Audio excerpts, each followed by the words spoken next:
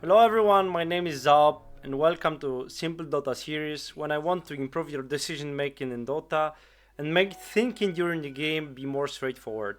If you ever struggle with the decision making when playing support, this is the series you wanna watch. Lane gradient is a concept that I used for a long time for the coaching students that I had. It basically means your position in the lane is measured by the distance from your tower. When you start your side lane as position 5, you start in basically the best position possible. You're allowed to stay under the tower, you get bonus armor and HP regen. Killing you is very hard to do, and if enemy decides to go on you, it is very easy and convenient for your teammates to rotate. All you have to do is just keep it that way. As for position 4, this is completely reversed. You start the lane in worst possible position, you're very susceptible to getting chased down. Any help that might come to your lane from the tower will take another few seconds to arrive. Your job is to fix that situation and get your lane back under your tower. This whole gradient concept is telling you how you should be thinking about your lane. Obviously in Dota there's rarely any black and white things, but having this default way of thinking is goal of this series. That means in most cases, as a position 5, you want your lane early to be played under your tower, so you're making sure enemy doesn't have a way to pull it back.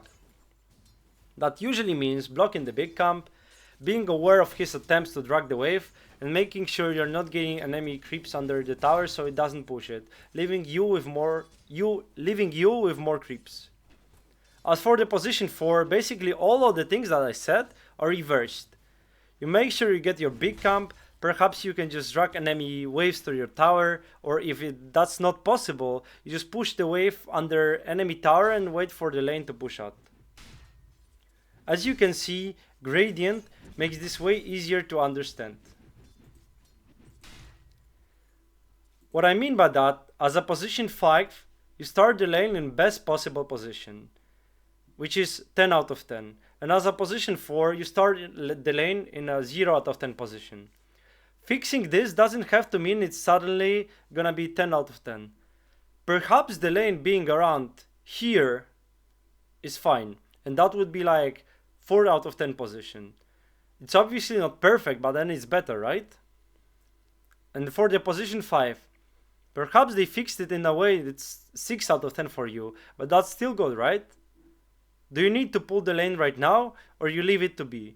Well, it depends on your carry, but having this default way of thinking about the lane will make decision what to do right now way easier. Lanes 8 out of 10? If they can't pull it, I'm happy to let it be. Lanes 3 out of 10. My carry can farm, but I need to pull it back because it's getting dangerous at this point. Most heroes in Dota obviously enjoy lane being in a good place, but some of them are basically completely different heroes, depending on the state of it.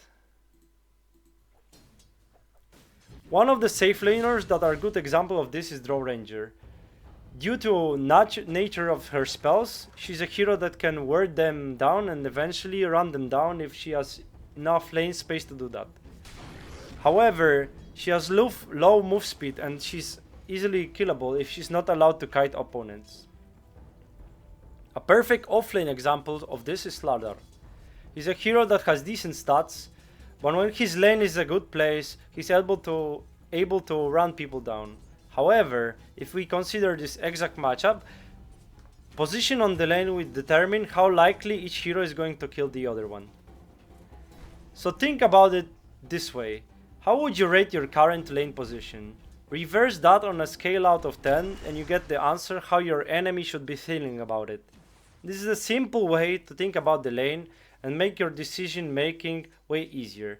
Lane is in a good spot, I can rotate at 5 minutes. Lane is in a bad spot, I need to pull it. Remember to like the video and let me know in the comments what you think about lane gradient concept. This is the first video of the series, so make sure you subscribe to keep yourself updated with the series. Thank you for watching.